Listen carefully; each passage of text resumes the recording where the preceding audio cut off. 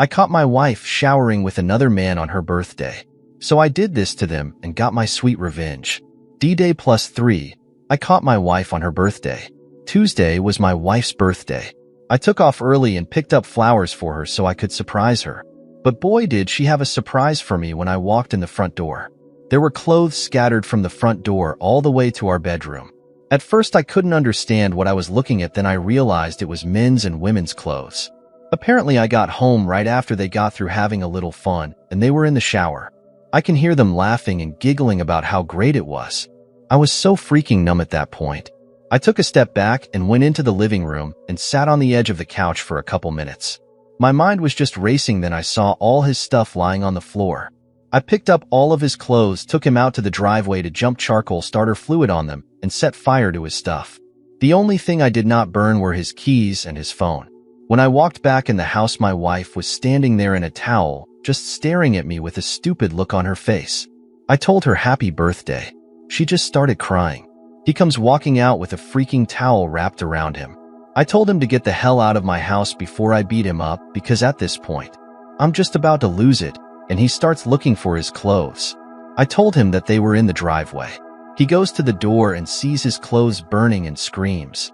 What did you do? I handed him his keys and his phone and told her to get out of my house and to give me my towel back. My wife starts yelling at me, telling me that I can't do that to him. I can't humiliate him like that.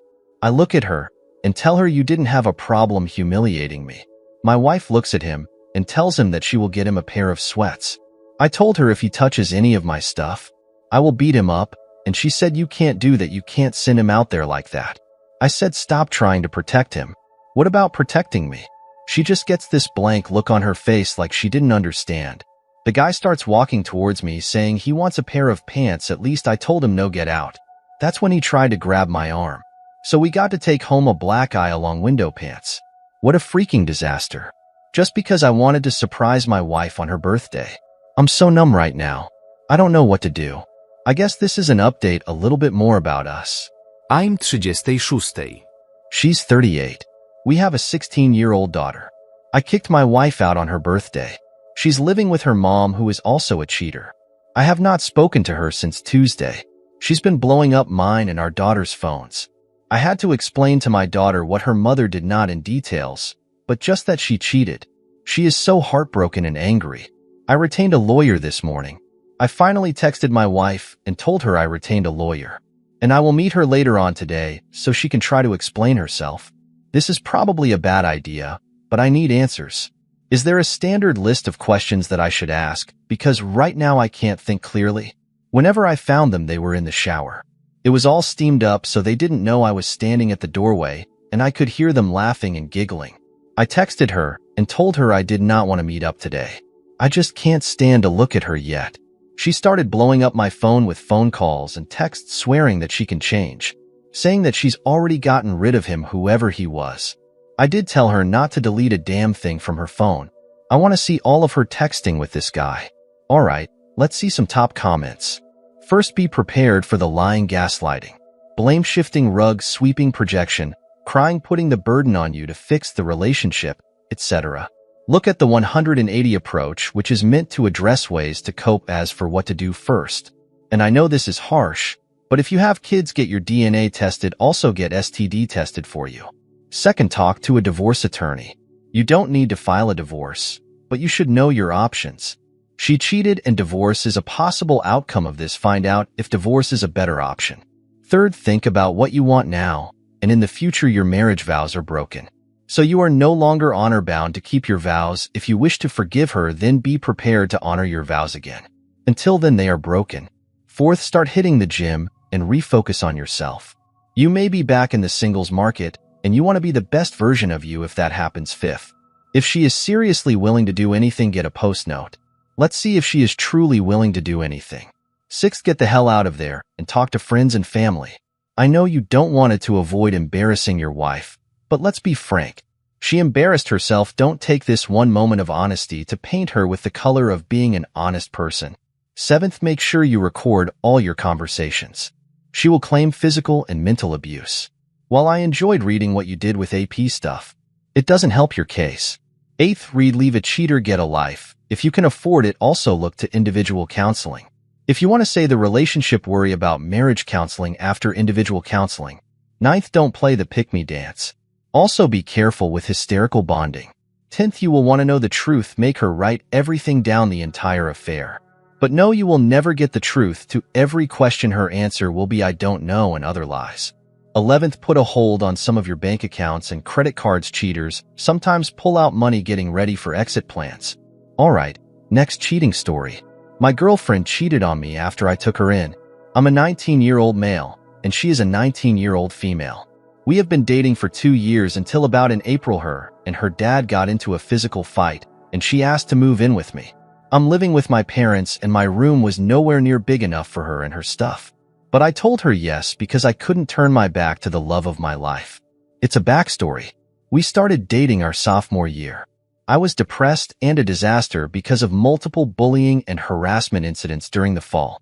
We had been friends for over a year, and she knew what was going on and helped me through it.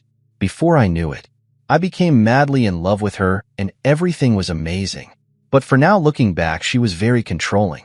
I had to text her every 10 minutes. We would hang out every day. Once I tried sending her home early, and she threatened suicide. Yes, seriously.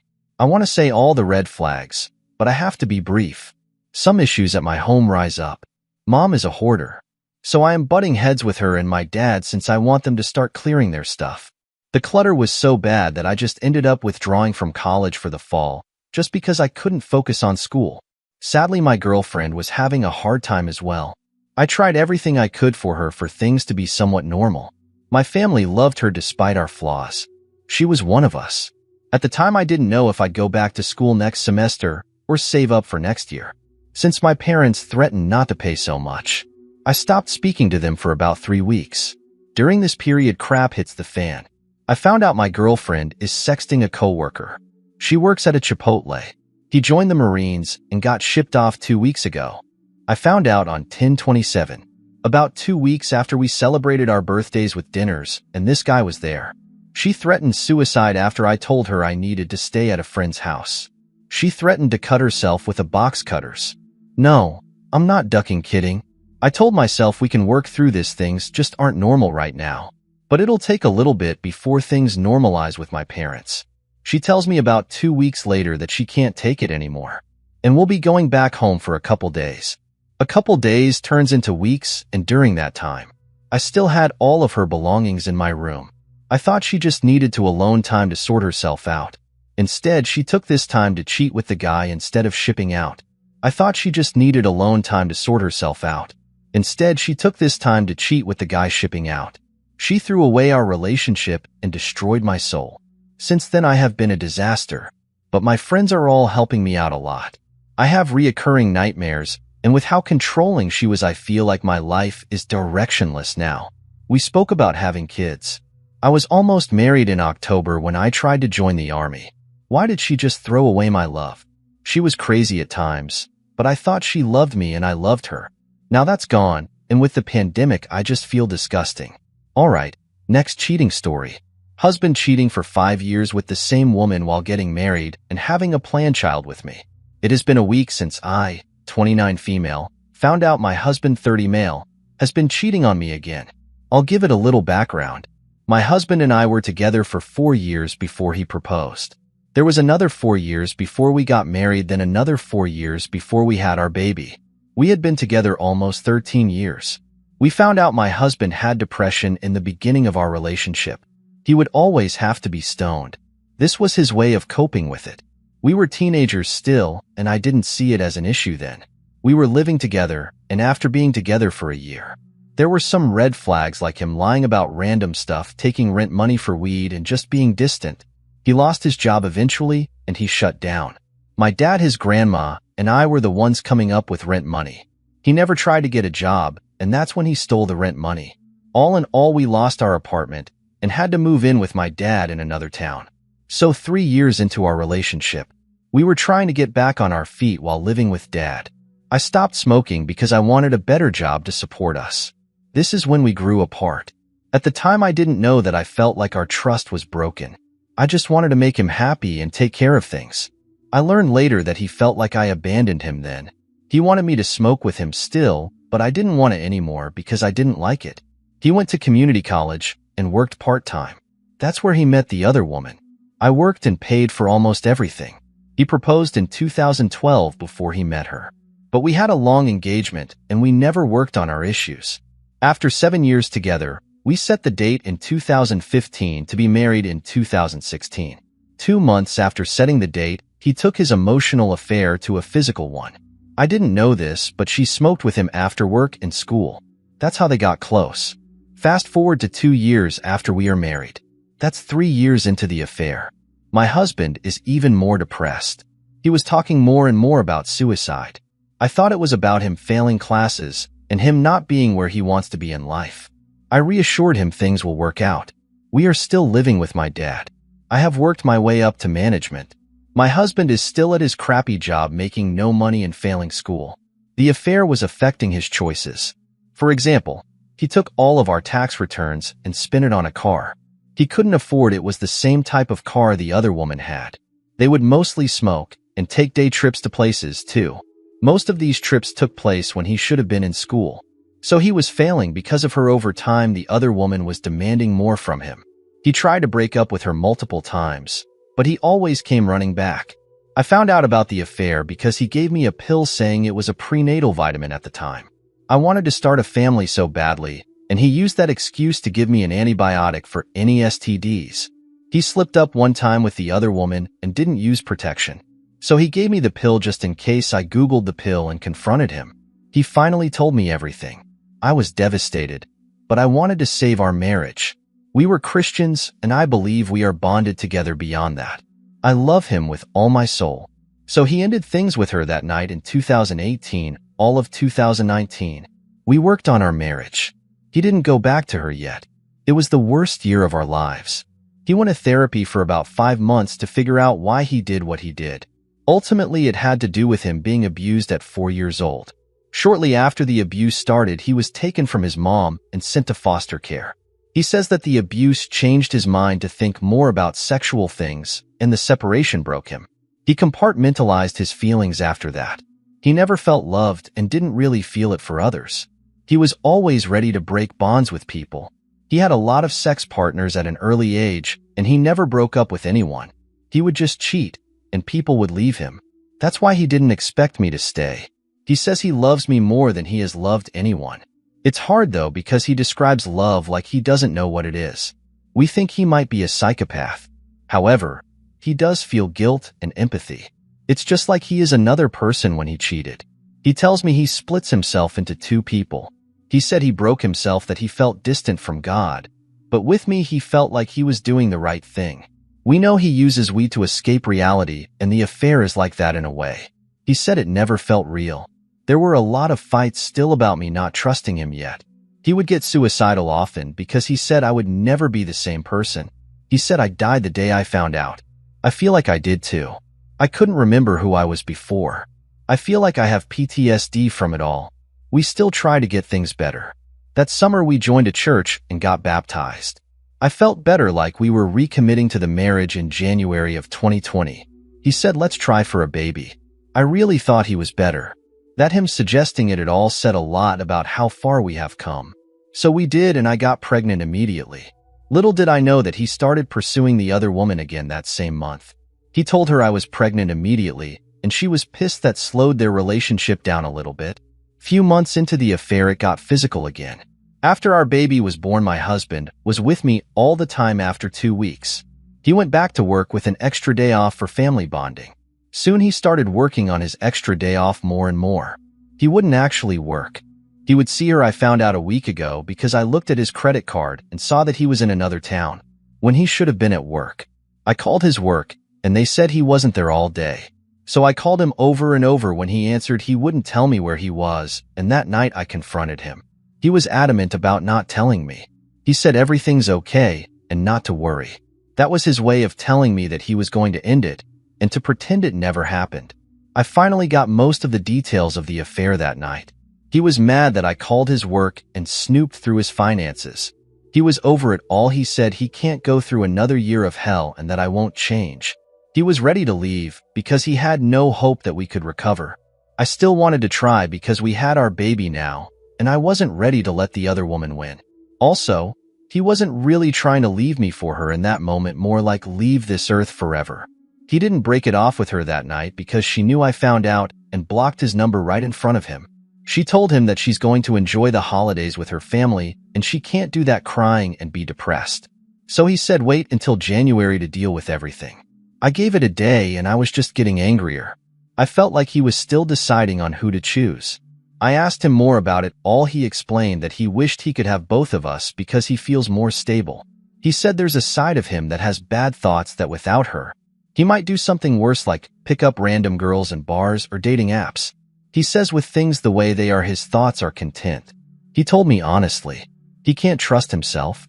He has never admitted to anyone about his perversion. So now I know the whole truth.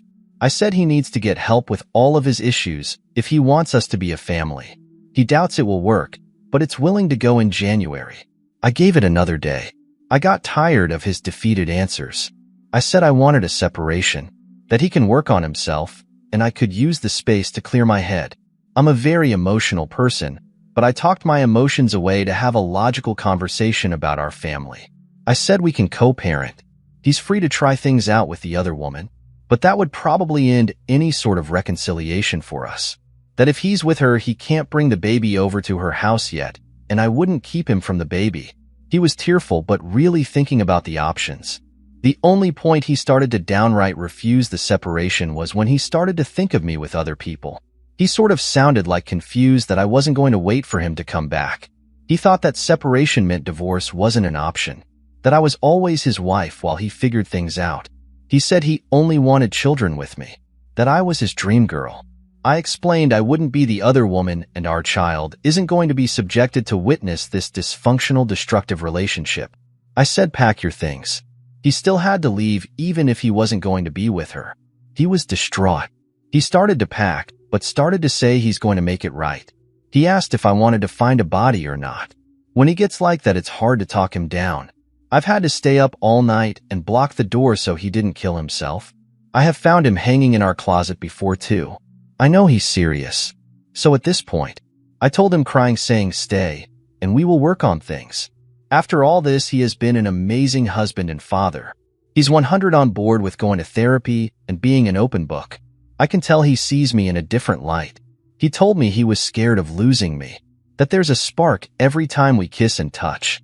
I think he finally got that I know my own worth, and I'm a mother that will put our child first no matter what. I'm not going to stand for this treatment anymore. So here I am waiting for December to end because it feels like we can't move forward until he breaks it off with the other woman. We can't talk about things because he can't handle it. He says let's have a good Christmas and New Year's for our family.